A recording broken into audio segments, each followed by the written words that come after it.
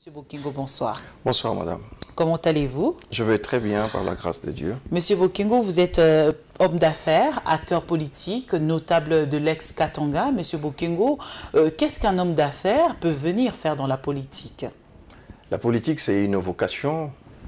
Et l'homme d'affaires que je suis n'a rien à voir avec la politique. Mais moi, j'encourage le président Kabila de quitter le pouvoir le 19 décembre. Donc, nous ne voulons pas rentrer en arrière. C'était des élections très mal organisées. Je n'ai pas été ramassé, je ne suis pas un objet pour être ramassé. Ce sont des calculs politiques. Vous n'avez pas trouvé en face de vous quelqu'un qui a des symptômes de malheureux. Je suis très heureux, même après les élections. Le président Kabila est jeune. Il est venu, ça fait 14 ans qu'il est au pouvoir, jeune. Il est venu, il a corrigé tous ces papas qui nous traînaient dans la boue pendant très longtemps. Madame, les élections de 2011, les élections de 2011, même l'actuel président, candidat à l'époque, avait condamné. Madame, quand vous voyez aujourd'hui le parti politique, c'est la catastrophe. Les partis politiques, c'est des sectes, c'est des groupes familiaux, c'est... Je ne sais pas, je n'ai pas encore trouvé le mot pour les appeler. Vous êtes lancé dans la politique, en 2011 vous étiez candidat, un candidat malheureux parce que vous n'avez pas gagné les élections. La loi n'est pas seulement pour amener les gens de l'opposition en prison. C'est le Sénat qu'on appelle, il y a beaucoup de nombre de sages, devait s'élever pour dire non. Nous ne sommes pas contents de rester très longtemps au pouvoir comme ça. Si la population peut voir, même deux, je dis, parce que les gens qui prennent, qui font des coups dans ces pays, ce n'est pas des coups, hein. Ils sont dans des gouvernements, nous voyons des réseaux démantelés, 10 milliards, nous les entendons. Mais si nous voyons des gens faire Makala, qui quittent du gouvernement à Makala, je pense qu'il y a beaucoup de choses qui vont changer. Je ne veux pas de voir le président Kabila partir. Je rêve de voir le président Kabila faire qu'on fasse enfin dans ce pays. Ça n'a jamais existé. Sans le dialogue, finalement, il n'y aura pas d'élection. Non, madame. Le dialogue est... On veut imposer le dialogue. Denise Sanga avait dit un jour, Moïse Katumbi, président de la République, pour faire quoi? Sponsor officiel, BM Hotel. BM Hotel à Kinshasa, ouverte 24 heures sur 24. BM Hotel vous offre un séjour de qualité, de chambres à tarifs abordables, une salle de fête, un espace de détente, un personnel à l'écoute de vos besoins. BM Hotel se situe sur l'avenue de la République numéro 3, référence Meizaf Bandal Sinkin, commune de Bandalongo, Kinshasa, RDC. BM Hotel pour de nuits de qualité. Contactez BM Hotel au 0033 6 20 63 15 11 et au 00243 85 70 44 440.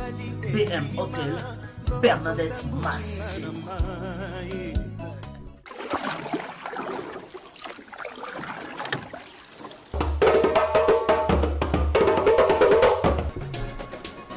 Je voyage en covoiturage avec Tam Tam et je suis plus que satisfait.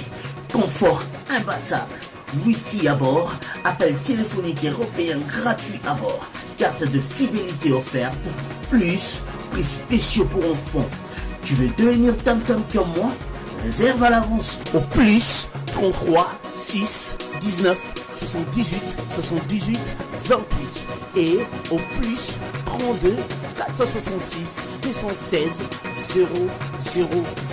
Réservation possible sur Viber, WhatsApp et Facebook. Tam Tam Voyage est un autre visage du covoiturage. Paris, Cologne, Bruxelles, nous sommes en facilité. Tam Tam.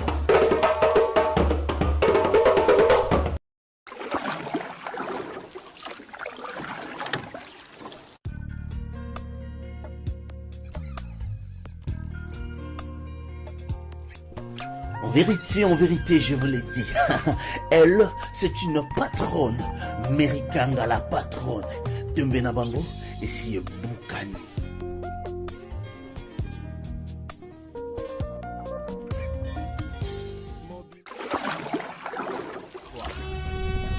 Cette émission est sponsorisée par Papy Leroy, carte illimitée. Bonsoir mesdames, messieurs, merci de nous rejoindre. Vous êtes partout dans le monde à pouvoir nous suivre, particulièrement ici au pays en République démocratique du Congo, l'un des pays africains qui traverse une phase très importante de son histoire. Vous le savez, ces pays africains sont confrontés à la question de 2 mandats constitutionnellement et d'autres chefs d'État africains ont préféré procéder au référendum. Ici, c'est plutôt les glissements, ce fameux mot qui se trouve dans toutes les bouches des acteurs politiques en République démocratique du Congo. Est-ce que le président Kabila pourrait quand même bénéficier de cette période de transition où les élections seront organisées dans les délais constitutionnels? L'avenir nous fixera, mais aussi l'analyse d'un acteur politique que nous recevons ce soir pourrait bien évidemment éclairer votre lanterne. L'actualité reste dominée aussi par le processus électoral, mais aussi par la nomination des commissaires spéciaux. Vous le savez, les personnalités ont été nommées pour exercer les fonctions des gouverneurs et des vice-gouverneurs des provinces démembrées, ce pour 3 mois. Et si seulement eux aussi ne vont pas glisser, mesdames, messieurs, merci de nous rejoindre. Le regard de ce soir, c'est rapporté sur Patrick Bokengo. Monsieur Bokengo, bonsoir. Bonsoir, madame. Comment allez-vous? Je vais très bien, par la grâce de Dieu. Monsieur Bokengo, vous êtes homme d'affaires, acteur politique, notable de l'ex-Katanga. Monsieur Bokengo, qu'est-ce qu'un homme d'affaires peut venir faire dans la politique? La politique, c'est une vocation. Et l'homme d'affaires que je suis n'a rien à voir avec la politique. La politique, j'ai eu à me lancer dans la politique il y a de cela 6 ans, dont je milite. J'ai été moi-même candidat député national en 2011. Donc, on vient en politique pour servir cette population que nous voyons tous les jours, qui lance des appels. Et quand vous regardez, vous voyez que personne ne les écoute. Alors, donc, c'est pour ça que je me suis lancé dans la politique. Vous êtes lancé dans la politique. En 2011, vous étiez candidat, un candidat malheureux parce que vous n'avez pas gagné les élections. Les raisons principales de votre échec, est-ce que ce sont les mêmes que tout le monde évoque? Les élections catastrophiques, les irrégularités constatées et reconnues même par le président de la République. Vous n'avez pas trouvé en face de vous quelqu'un qui a des symptômes de malheureux. Je suis très heureux, même après les élections. Et les élections se sont déroulées et se sont passées telles que ça s'est passé. Donc, nous ne voulons pas rentrer en arrière. C'était des élections très, très mal organisées. Avec, vraiment, c'était, si on peut résumer ça, c'était la catastrophe. Mais bon, tout ça appartient au passé maintenant. Il faut, moi je vois maintenant l'avenir. Et voilà, ce que j'ai aimé, c'est l'expérience aussi, partagée aussi avec des gens que j'ai rencontrés. Je n'avais aucune idée de la souffrance, que la souffrance était arrivée à ce niveau-là. Et je pense que même les gens qui ont créé le mot souffrance, ils ne sont pas venus au Congo pour voir c'est quoi la souffrance. Le mot ne pèse même pas. Vous étiez dans le MSR lorsque vous êtes présenté en 2011 et vous êtes parti de là. Est-ce qu'aujourd'hui on peut vous considérer comme un opportuniste? Vous êtes venu juste exploiter le MSR et lorsque ça ne vous sert plus à rien, vous êtes parti de là? Bon, c'est une histoire très compliquée. Déjà, j'ai adhéré à MSR 2 semaines avant les élections, donc 1 mois, je pense, avant les élections, parce que moi, je voulais passer indépendant, donc j'étais en train de tâtonner, j'étais en voyage, j'étais en Europe, donc j'étais dans mes affaires, je suis arrivé. Et finalement, avec l'ancien président provincial, on s'est mis d'accord et ils ont mis mon nom sur la liste MSR. Donc Mais on vous a ramassé presque. Je n'ai pas été ramassé, je ne suis pas un objet pour être ramassé, ce sont des calculs politiques. Et c'est MSR dans le temps qui n'avait pas assez de candidats, qui a fait, les gens de MSR sont venus me voir et voilà. Donc moi aussi j'ai douté entre être indépendant et me lancer dans un parti politique. D'ailleurs, c'était un mauvais calcul. Je devais, si j'étais resté, de la majorité, si j'étais resté indépendant, j'allais gagner. J'allais gagner aux élections. Mais qu'est-ce que les MSR à voir avec votre échec Personne ne voulait entendre de la majorité présidentielle en 2011. C'est pas un secret pour personne. Mais voilà. Paradoxalement, le chef de l'État a surtout été dans élu le coin quand même. Surtout dans le coin contradictoirement avec votre propos, l'autorité morale avait été élue. Dans les coins où vous étiez, c'est là d'ailleurs qu'on a voté plus pour le chef de l'État. Madame, les élections de 2011, les élections de 2011, même l'actuel président, candidat à l'époque, avait condamné. Donc, ça ne sert à rien qu'on rentre aujourd'hui en arrière. Il s'est passé des choses, Dieu seul le sait, mais aujourd'hui, nous avons presque tout le monde, et les gens de l'opposition, et la majorité, et moi-même, nous avons tourné la page. Vous avez tourné la page, aujourd'hui vous évoluez seul. Patrick Bokengo, pensez-vous que dans un État qui connaît encore une jeune démocratie, c'est facile aujourd'hui d'œuvrer ou d'évoluer tout seul, ou c'est plus simple de rentrer dans une formation politique pour son émergence finalement? Entrer dans quel parti politique? C'est ça le problème. Le problème, ce n'est pas seulement trouver un parti politique où vous allez évoluer. Aujourd'hui, c'est quoi le parti politique? Et le de l'opposition et de la majorité.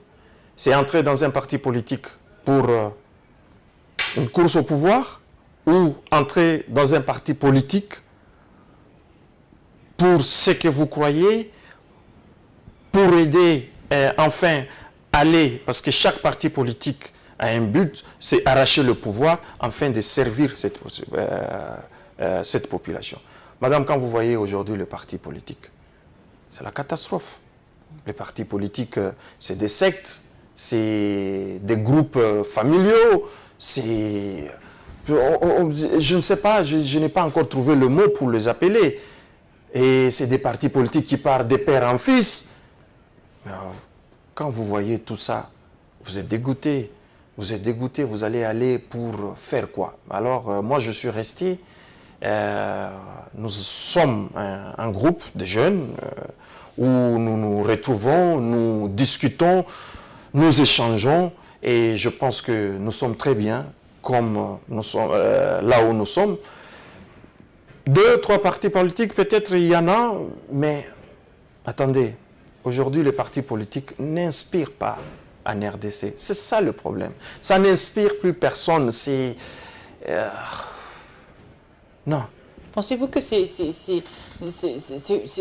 la conséquence de la colonisation qu'on a connue depuis l'époque où c'est une sorte de déficit quand même des bonnes cultures politiques, d'élégance politique? C'est un problème de volonté, ça n'a rien à voir avec la colonisation, mais je pense que le Congolais, depuis l'indépendance, l'homme congolais n'a pas évolué. Je veux revenir dans ce que tout le monde avait condamné, l'ancien président français Nicolas Sarkozy au Sénégal. L'homme africain n'est jamais entré dans son histoire. Et les gens, beaucoup de gens, ça a suscité beaucoup de commentaires. Mais je pense qu'avec le temps, quand il avait parlé, peut-être pas au Sénégal, mais chez nous, au Congo, oui. Je pense que les gens doivent être matures. Les gens d'abord doivent s'identifier eux-mêmes ce qu'ils sont. Parce que si vous-même, vous ne savez pas ce que vous êtes, il est très difficile d'aider les autres. C'est ça le problème des partis politiques. Les partis politiques aujourd'hui, c'est des sociétés, Il n'y a pas c'est des sociétés il y a pas minières. d'élite, on ne prépare pas les générations futures. Et puis voilà, donc vous prenez la résolution d'évoluer tout seul. C'est bien cela. Bon, à un certain temps, à un certain moment, à un certain moment, vous êtes obligé de... On ne peut pas faire la politique seule. Même de rentrer. C'est ce que je suis en train... Même dans ce que vous qualifiez des bêtises, vous rentrez quand même. Vous allez rouler dans la boue. C'est ce que je vous dis. Il faut entrer dedans pour changer les choses. On s'est dit, ce n'est pas en restant dehors qu'on va faire bouger les choses. Mais au moins, trouver quelque chose qui a déjà évolué. Là où vous pouvez aussi donner un plus et les gens qui sont prêts à vous écouter aussi. C'est ça. C'est mieux que les autres. Exactement. Exactement. Et voilà. À un certain moment, nous serons obligés d'emboîter le pas. Et en tant qu'acteur politique, vous évoluez seul ou vous évoluez dans une formation ou vous êtes dans un groupe de personnes? J'ai un groupe de personnes. Nous avons un groupe créé il y a de cela 6 mois avec des jeunes gens bien comme moi, cadres dans des sociétés en place, hommes d'affaires et tout ça que nous discutons, qui sont aussi intéressés par la politique comme moi. Et voilà, donc passer à un parti politique, on n'a pas encore... Comptez-vous justement vous présenter à la course électorale? Est-ce que vous avez déposé des candidatures aux provinciales passées ou vous comptez vous présenter aux législatives à venir? Madame, il faut être candidat là où il y aura d'abord les élections. Il faut d'abord se poser la question, est-ce qu'il y aura des élections pour être candidat? Est-ce que ces gens qui sont candidats aujourd'hui vont réellement participer aux élections? Les élections provinciales devaient passer il y a de cela 1 mois. Nous avons déjà glissé d'1 mois. C'est ça le problème. Est-ce qu'il faut être seulement candidat pour l'être ou bien être candidat parce qu'on a quelque chose à apporter? Aujourd'hui, moi je me dis, je ne suis pas, moi personnellement, je ne me suis pas présenté parce que tout ce que je suis en train de voir aujourd'hui me paraît un peu fou. C'est-à-dire manque de volonté politique ou manque de volonté politique, oui, je peux dire négligence, agenda caché. Agenda caché, quel est cet agenda? Parce que vous le connaissez. Madame, quand vous voulez, si le gouvernement veut organiser les élections, on devait voir les signes de ces gouvernements qui veulent organiser les élections. Mais jusque-là, le gouvernement ne donne aucun signe qu'il veut organiser les élections. Aucun signe. Aucun signe. On se retrouve aujourd'hui avec un gouvernement et la CENI en train de se lancer, en train de jouer au jeu de ping-pong. C'est soit le gouvernement qui n'a pas donné l'argent, c'est soit la CENI qui n'a pas vu l'argent. Mais quand vous regardez les 2 institutions sont à 100 mètres dans une même ville de Kinshasa. Qui se moque de qui? C'est la question qu'il faut se poser. Qui se moque de qui? Justement, M. Otengo, lorsque le gouvernement dit avoir débloqué quand même une somme importante pour permettre à la Commission électorale nationale indépendante de pouvoir mettre en place la cartographie, mais aussi de pouvoir procéder au réaménagement du fichier, est-ce qu'aujourd'hui la faute se trouve au niveau du gouvernement ou de la Commission électorale nationale indépendante? Le gouvernement dit que jusque-là, la Commission électorale nationale indépendante ne l'a jamais fait. La faute va tomber toujours sur le gouvernement. Quel que soit, parce que c'est l'institution qui doit contrôler tout ça. C'est le Parlement. Aujourd'hui, la CENI est contrôlée par le Parlement. Le Parlement travaille en collaboration avec le gouvernement. Donc, madame, nous avons des hommes et des femmes qui savent exactement ce qu'ils sont en train de faire. C'est nous amener au glissement, mais bien préparés, très bien préparé il y a très très longtemps. Et tout ce qui est en train de tourner tout autour, c'est pour aveugler les gens. Mais les gens qui le dirigent savent exactement ce qu'ils sont en train de faire. Il ne faut pas se voler la face. Vous vivez sur quelle terre, dans quelle ville? Nous sommes en RDC. Nous avons vu pire que ça. Alors, le glissement, s'il est consommé, aujourd'hui, qu'est-ce qu'il faut faire? C'est quoi la résolution finale? Parce qu'aujourd'hui, plusieurs partenaires internationaux encouragent les acteurs politiques à pouvoir dialoguer. Quelques personnalités de l'opposition disent non au dialogue, mais une grande partie de la majorité présidentielle, les partenaires internationaux, une partie de la société civile, une partie aussi de l'opposition, eux tous disent qu'ils sont prêts pour le dialogue. Oui, si le dialogue était sincère des deux parties, oui, je me dirais, je serais aussi content que des gens puissent dialoguer. Il n'y a pas de problème. Mais, quel que soit, on peut aller de dialogue en dialogue. Mais, le problème, c'est qu'il y a un agenda caché. Le problème, c'est derrière tout ça, il y a quelque chose de préparé. Mais pourquoi n'est pas le glissement préparé avec une partie de l'opposition? Il faut d'abord se réveiller un jour, ils vont avoir des postes, et puis on vous dit, bon voilà, faute d'argent, faute de quoi que ce soit, et nous nous sommes retrouvés là où nous sommes. Mais, madame, moi je vous dis, ce sont des choses préparées de toutes pièces. Mais si c'était dialoguer pour trouver des solutions, sincèrement, tout le monde devait applaudir. Et finalement, M. Bokengou, aujourd'hui, le dialogue est présenté comme la condition sine qua non, la seule issue, justement, pour organiser, pour sortir de ce blocage électoral, pour organiser de très bonnes élections. Sans le dialogue, finalement, il n'y aura pas d'élections. Non, madame. Le dialogue est... On veut imposer le dialogue. Dire, l'autre partie, il dit... Mais si on ne dialogue pas, on n'a pas de solution. Non, la solution est là, madame. La solution, c'est prendre de l'argent là où l'argent se trouve, le mettre à la disposition de la CENI et la CENI puisse nous organiser des élections. C'est ça la solution. Lorsqu'on entre dans les prévisions budgétaires, on regarde les réalités auxquelles sont confrontés le pays aujourd'hui, la situation actuelle. On peut quand même revoir les calculs, M. Bokengou.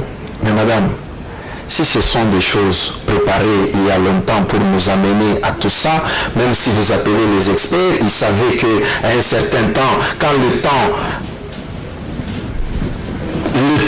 aura plus de temps, il y aura des experts qui vont susciter, comme par magie, il y a maintenant des experts, le temps ne nous permet pas d'aller aux éléments. Le temps que nous avons aujourd'hui ne sera pas organisé. Tout ça, ça a été préparé, personne ne dupe.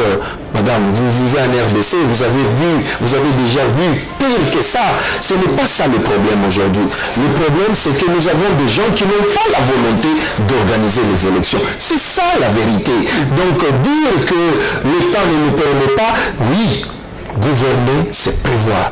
Tout devait être prévu. Mais lorsque même ces partenaires qui prouvent à suffisance qu'ils ont la volonté quand même de voir l'alternance, l'effectivité de l'alternance, qu'ils ont quand même cette envie de voir le délai constitutionnel être respecté, ces acteurs-là, partenaires internationaux, demandent à ce que les acteurs politiques puissent dialoguer quand même. Ils savent le pourquoi, M. Bokengou. Aujourd'hui, même la CENI invite même les acteurs politiques à aller dialoguer.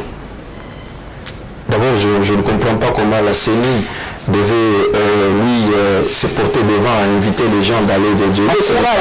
Encourager les gens d'aller dialoguer, ce n'est pas son rôle. Bon, bref. Mais quand vous dites les partenaires, mais quels partenaires? Quand les partenaires vous voient et que vous êtes en train de vous déchirer et qu'ils peuvent glisser quelque chose, vous donner un conseil pour aller dialoguer, il ne faut pas dire que même eux vous encouragent. Non, ils ne vous encouragent pas. Ils vous regardent, ils vous disent ça officiellement, mais derrière, il se dit, mais c'est quel genre de personne qu'on doit dire toujours quoi faire? Non, madame, nous sommes dans un pays où il y a des hommes et des femmes milliardaires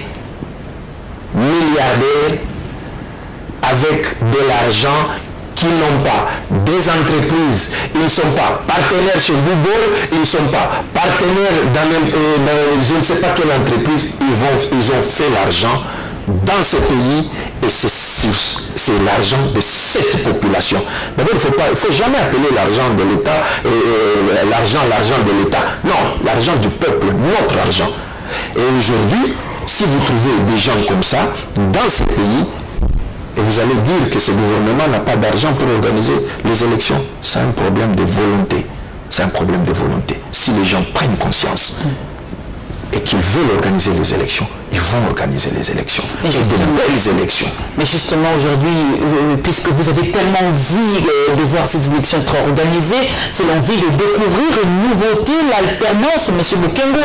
Donc, vous acceptez aller aux élections à n'importe quel prix, peu importe le déroulement de ces élections, même si ça va être mal organisé, même si ça va créer des problèmes après, mais vous voulez seulement aller quand même aux élections. Les élections vont être mal organisées si ceux qui les organisent ont l'intention de les organiser là. La technicité demande du temps, M. Mukengo. On est déjà rentré dans le schéma du glissement selon les experts. Madame, même quand vous tapez dans votre fichier aujourd'hui et que vous cherchez quelque chose dans votre ordinateur, ce n'est pas l'ordinateur qui l'a créé. C'est vous qui avez mis ces données-là. Et le jour que vous avez besoin, vous tapez sur 2 ou 3 boutons, ça vous donne exactement ce que vous cherchez. Ce qui se passe aujourd'hui, ce n'est pas que les gens ne l'ont pas vu. Les gens l'ont vu il y a très longtemps. Le glissement a été planifié. C'est planifié depuis longtemps. Depuis très longtemps. Et ils savent là où ils sont en train de nous amener. C'est ce que vous ne comprenez pas. Vous comprenez, mais vous ne voulez pas comprendre que c'est là où ils sont en train de nous amener. Les chefs d'État africains, quand même, optent pour le schéma du référendum. Pourquoi le président Kabila, s'il avait vraiment envie de rester au pouvoir, il ne pourrait pas faire la même chose. Lui, il choisit le glissement. Pourquoi choisit-il le glissement si vous pensez que c'était vraiment planifié? Moi, je pense qu'à chacun sa stratégie, mais écoutez, on n'est pas encore là jusqu'au Congo. Au Congo, la RDC, on n'est pas encore là. Et vous êtes content de ce qui se passe au Burundi? Vous êtes content de ce qui va commencer à se passer après au Congo-Brazzaville? Vous êtes content? Est-ce que c'est comme ça que les gens doivent vivre? Non, je ne pense pas. Mais si on peut voir ce qui se passe au Burundi, au Congo d'en face, justement, il faut éviter ça. Il faut éviter ça. Et il faut dire aussi, le Congo n'est pas ces 2 pays. C'est un pays très grand. Madame, il faut à un moment de la vie, il faut respecter sa population. À un moment de la vie, il faut être conscient. À un moment de la vie, il faut savoir ce qu'on veut. Mais M. Mukengo, aujourd'hui, comment définissez-vous l'alternance au pays? Est-ce que l'alternance, c'est seulement le fait que le président de la République puisse partir? Madame, le président de la République ne part pas parce qu'il est content de partir, j'espère. Il ne part pas parce que les gens lui ont demandé de partir. Le président de la République part parce que le texte lui demande de partir. Je ne vois même pas pourquoi vous revenez chaque fois sur ces sujets. Je vais vous donner un exemple. C'est comme si vous êtes locataire. Vous payez, on vous a déjà donné votre préavis. On vous a même déjà retourné votre garantie. Et tout le monde sait que les nouveaux locataires, les gens qui doivent habiter dans cette maison, commencent même à venir visiter dans la maison. Les gens qui viennent visiter dans cette maison, ce sont les autres candidats qui seront les autres candidats qui ont besoin aussi d'être président de la République après que le peuple puisse les choisir. Mais vous avez déjà signé votre préavis. Vous avez déjà pris même votre argent, votre garantie. Est-ce que On peut encore discuter sur ce sujet. Lorsque les grands partis politiques comme l'UDPS, vous le savez, ce parti de cette icône de la politique, M. Etienne Tshisekedi, accepte, a même le soif de voir justement le dialogue être convoqué par le président de la République. L'UDPS d'ailleurs lance l'ultimatum, donne jusqu'au mois de novembre. Finalement, ne pensez-vous pas que le dialogue peut quand même arranger les choses? Madame, même la position de l'UDPS ne vous rassure pas. J'ai beaucoup de respect pour le président Tshisekedi. Je suis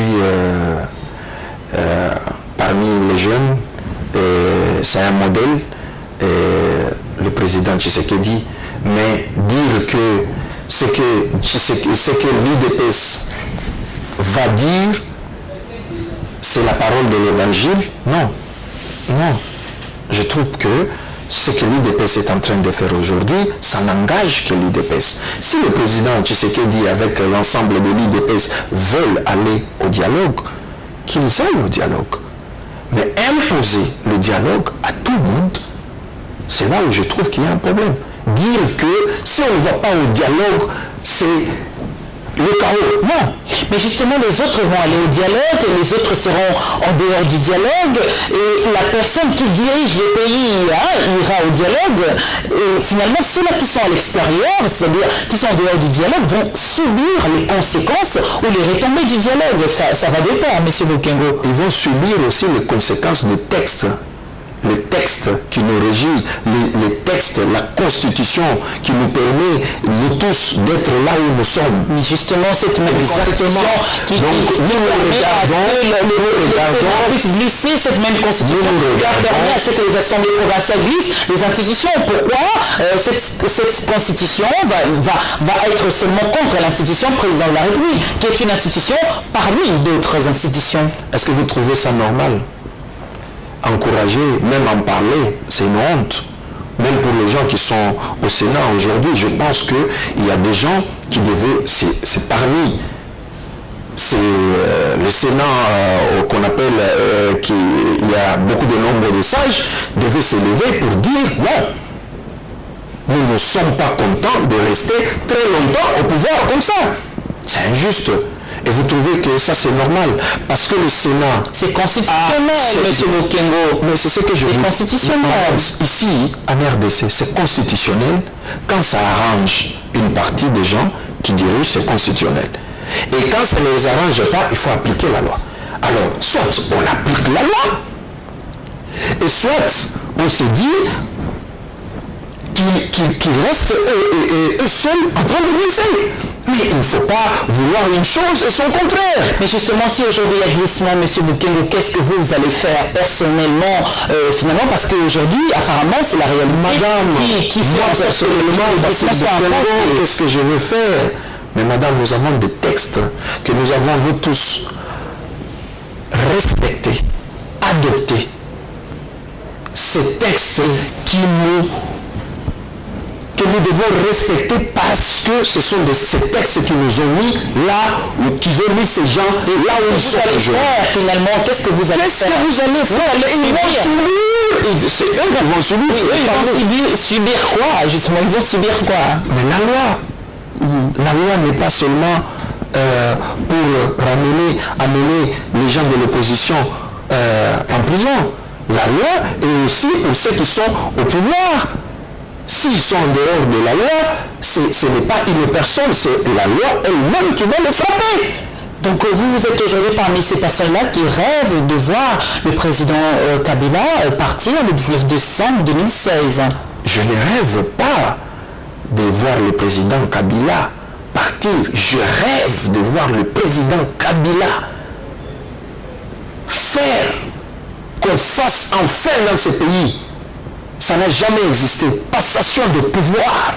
Je rêve de le voir comme je suis vivant. Je rêve de voir ça comme ça se passe dans d'autres pays. Le président Kabila est jeune. Il est venu, ça fait 14 ans qu'il est au pouvoir, jeune. Il est venu, il a corrigé tous ces papas qui nous traînaient dans la boue pendant très longtemps. il a fait ce qu'il voulait. Même si vous le laissez 30 ans, il y aura toujours des choses qui ne seront pas encore faites. Mais moi, j'encourage le président Kabila de quitter le pouvoir le 19 décembre en le passant à quelqu'un d'autre, qu'il soit de la majorité, qu'il soit de l'opposition, qu'il soit chocolat, orange, mais pourvu qu'il soit congolais, passer le flambeau et le président Kabila, non seulement il sera respecté en Afrique, mais il sera honoré. Non seulement il sera honoré, mais Dieu va le bénir en plus. Alors, M. Bokengo, parlons-en, puisque vous parlez d'après le président de la République. Finalement, aujourd'hui, qui serait cette personne qui va succéder au président Kabila? Parce que dans la majorité, jusque-là, il n'y a pas encore de dauphin, comme lui-même l'avait dit. Une fois, à l'opposition, il y a quelques noms qui se prononcent. Le président Etienne Tshisekedi de l'UDPS, le président Vital Kamerhe de l'UNC, mais aussi il y a un nouveau nom qui circule sur toutes les bouches, c'est le nom de M. Moïse Katumbi. D'abord, Moïse Katumbi, on va se souvenir, cet homme que vous avez combattu pendant plusieurs années. Pourquoi d'abord? Je prends d'abord votre question. Écoutez, il y a 70 millions d'habitants. Donc dire qu'il n'y aura pas quelqu'un pour remplacer le président Kabila, c'est insulter toute la population congolaise. Ça, je ne suis pas d'accord. Il y a des gens pour remplacer Joseph. Et il y a les Congolais, les diront quand le moment vient. Vous ne partagez pas le point de vue de M. Kinké Moulumba, qui a parlé du stock de compétences ici au pays. Je n'aimerais pas me rabaisser à aller dans ces commentaires-là parce que je trouve que c'est insulter toute une nation. Mais M. Kinké, ce qu'il a dit n'engage que lui. Voilà, moi je n'aimerais pas entrer dans ces polémiques. Mais tout ce que je sais, c'est qu'il y a des hommes et des femmes valables, bien, et qui peuvent faire aussi même plus que le président Kabila a fait. Il a fait son temps. Oui, parmi ces trois noms de l'opposition que je viens de citer, il y a un, c'est-à-dire Moïse Katumbi, qui vient de quitter le PPRD et qui n'est plus gouverneur, il faudrait le dire, d'ailleurs c'est constitutionnel. Monsieur Bokengo, Moïse Katumbi, que vous avez combattu depuis plusieurs années. C'est vrai, j'étais le seul, après le bâtonnier Mouyambo, je pense, à dire, je n'ai pas combattu Moïse Katumbi, non, j'ai combattu le système Katumbi. Monsieur Moïse, gouverneur lui-même, chef d'entreprise, transporteur, Monsieur Moïse faisait tout. Quand on est dans une province pauvre comme le Katanga, riche, entre guillemets, mais pauvre dans la population, je ne le dis pas, ce n'est pas moi qui invente, même le président de la République l'avait reconnu, et que vous avez un homme puissant qui a tout et qui fait tout, même un salon de coiffure, il en a. Et cette population qui n'a rien va faire quoi? Le petit peuple, il va faire quoi? C'est le système que je combattais. Je disais non. Je disais non. Messieurs, vous ne pouvez pas être vous-même homme d'affaires, vous-même chef d'entreprise, vous-même transporteur. Finalement, où est-ce que nous allons? Et quand je le disais dans le temps, personne ne voulait m'écouter. Je disais aux gens de la majorité, je dis, écoutez, Moïse Katumbi, c'est une bombe à retardement. Ça va exploser dans votre visage. Et aujourd'hui, c'est ce que beaucoup de gens m'appellent prophète. Je me dire que je ne le suis pas, mais c'est ce que j'avais dit, et c'est ce que nous vivons aujourd'hui. L'ANP, la majorité présidentielle, a créé, quand j'ai entendu, j'ouvre la parenthèse, quand j'ai entendu M. Mende dire que le créateur n'a pas peur de sa créature, j'ai besoin de lui dire, M. Mende, le créateur a perdu le code de sa créature. Mais le plus grand problème, c'est que la créature veut écraser le créateur.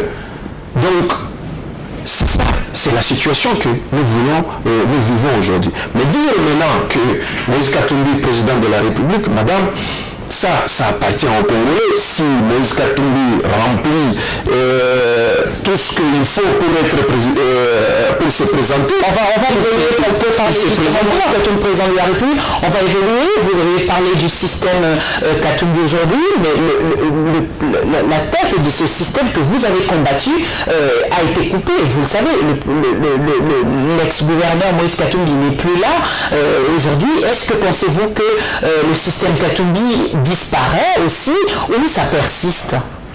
Le système Katumbi, il a fait 8 ans au pouvoir. Katumbi, ce n'est pas un petit garçon, c'est un homme d'affaires. Il savait ce qu'il faisait et il s'est préparé pendant très longtemps. Mais avec la nomination des commissaires spéciaux, mais madame, il faut d'abord dire, si ces gens ils vont avec dans leur tête aller démanteler le système Katumbi, ils vont perdre le temps parce qu'il n'y a rien qui appartient à Katumbi aujourd'hui. Il n'y a rien qui appartient à Katumbi aujourd'hui au Katanga. Je vous dis en vous regardant dans les yeux, il n'y a rien qui appartient à Katumbi. C'est-à-dire, ce qui veut dire que Katumbi a eu le temps de se préparer. Et quand il est sorti comme ça, et dire que je quitte, je démissionne et je quitte, donc tout était préparé, il n'y a rien aujourd'hui. Ça veut dire qu'il a bien géré, c'est-à-dire qu'il n'est pas riche, comme on le dit, et surtout que lui-même, il a sollicité qu'on puisse avoir une table ronde. Madame, d'abord quand on veut... Quand vous dites qu'il n'y a rien qui lui appartient, cela veut dire quoi? En bien, je veux dire. En bien, je veux dire. Et je sais de quoi je parle. Mais quand d'abord vous demandez, je ne sais pas qui lui a conseillé d'abord de dire ça, et dire table ronde, quand vous reconnaissez d'abord vous-même qu'il faut une table ronde, donc vous reconnaissez d'abord qu'il y a une table ronde, donc vous reconnaissez d'abord vous-même que vous avez aussi fait quelque chose. Mais table ronde, pour qu'on parle de quoi? Mais je crois que si il y a des choses, il ne devait même pas procéder comme ça. Donc il reconnaît déjà, s'il y a une table ronde, donc nous nous mettons là-bas, nous allons nous dire comment nous avons volé, comment nous sommes distribué l'argent, comment nous avons fait. Mais c'est pas ça, c'est pas ça. Mais pensez-vous qu'avec la nomination des commissaires spéciaux, il y a quand même une lueur d'espoir pour que finalement ces différentes provinces démembrées au sein du grand Katanga puissent quand même souffler finalement, puisque vous avez dit que le gouverneur Katumbi a mal géré, selon vous. Mais je vous dis, madame, si j'ai suivi comme tout le monde le nom des 4 locataires qui vont, les commissaires spéciaux qu'on a nommés. Mais madame, quand vous regardez les têtes, c'est toujours les mêmes têtes, c'est toujours les mêmes gens, c'est toujours les gens qui nous ont jamais rien donné. Je suis déçu parce que le chef de l'État n'est pas allé en profondeur. Non seulement moi, je pense que je ne parle pas de moi, mais je pense qu'il y a des jeunes bien aujourd'hui qui pouvaient faire un bon boulot, qui pouvaient donner un plus sur ce que le gouvernement est en train de chercher dans leur majorité. Mais vous amenez des gens, c'est des Katumbi de demain. Vous les laissez le pouvoir, ils vont faire la même chose. Aujourd'hui, quand je regarde les têtes des 4, je parle de ma province, la grande province du ex-Katanga, vous regardez, personne n'a une société minière, personne n'a des camions de transport, personne. Ils n'ont rien aujourd'hui, ils viennent, tout le monde est bien, ils viennent avec la tête de servir la population. Vous allez entendre après des années, oh non, tel... il est partenaire dans telle société, il a des camions. Nous voulons aujourd'hui des gens sérieux. C'est l'activité qui a créé plusieurs personnes. Mais grave. Vous savez, je vais vous dire une chose. Si aujourd'hui, le chef de l'État va loin, si la population peut voir même deux, je dis, parce que les gens qui prennent, qui font des coups dans ce pays, ce n'est pas des coups humains. Ils sont dans des gouvernements. Nous voyons des réseaux démantelés, 10 milliards, nous les entendons. Mais si nous voyons des gens faire Makala, qui quittent du gouvernement à Makala, je pense qu'il y a beaucoup de choses qui vont changer. C'est l'impunité aujourd'hui, madame. Mais aujourd'hui, vous méritez des gens pour aller faire quoi? Si c'est pour aller produire, si c'est produire encore des Katumbi. Justement, vous n'êtes pas parmi ceux-là qui pensent que Moïse Katumbi devrait être le prochain président de la République, puisque aujourd'hui, c'est ce qui se prononce dans tous les salons. Madame, comme je vous avais dit, je je ne suis pas là pour barrer la route à Moïse d'être président de la République. Le dernier mot appartient aux Congolais. Mais j'ai besoin de dire quelque chose, une phrase que M. Denis Sesanga avait dit. Sesanga, excusez-moi, Denis Sesanga avait dit un jour, Moïse Katumbi, président de la République, pour faire quoi? Eh bien, je dis la même chose. Par rapport à ses acquis, par rapport à son expérience. Je dis aussi la même chose aujourd'hui. Moïse Katumbi, président de la République, pour faire quoi? Et qui sera président de la République selon vous? Le peuple congolais sait qui sera le prochain président de la République. Vous laissez le pouvoir au peuple, ce sera votre dernier mot pour aujourd'hui. Monsieur Patrick Bokingo, merci d'avoir répondu à notre invitation. C'est moi qui vous vous également, remercie. mesdames, messieurs, un grand merci de nous avoir suivis. Le regard de ce soir a été porté sur Patrick Bokingo. Il est homme d'affaires, mais aussi acteur politique, notable de l'ex-Katanga. Sponsor officiel, BM Hotel. BM Hotel à Kinshasa, ouverte 24 heures sur 24. BM Hotel vous offre un séjour de qualité, de chambres à tarifs abordables, une salle de fête, un espace de tente, un personnel à l'écoute de vos besoins.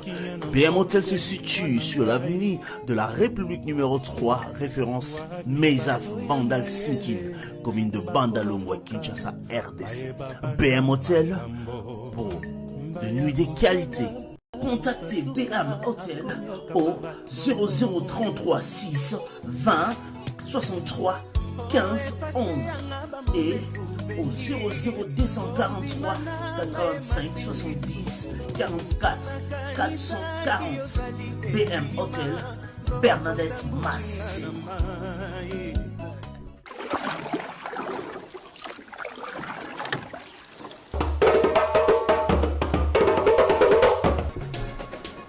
Je voyage en covoiturage avec Tam Tam et je suis plus que satisfait.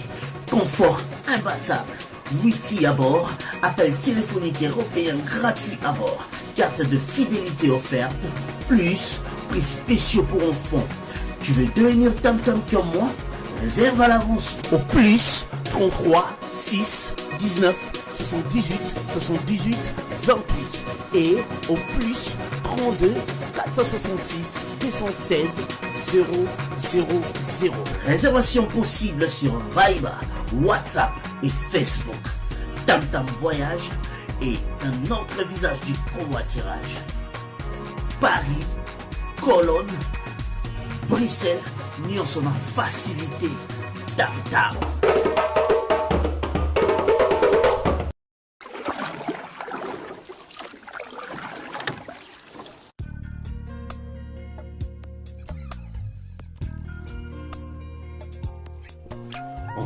En vérité, je vous l'ai dit. Elle, c'est une patronne. Merikanga la patronne. Tembena Bango et si Boukani.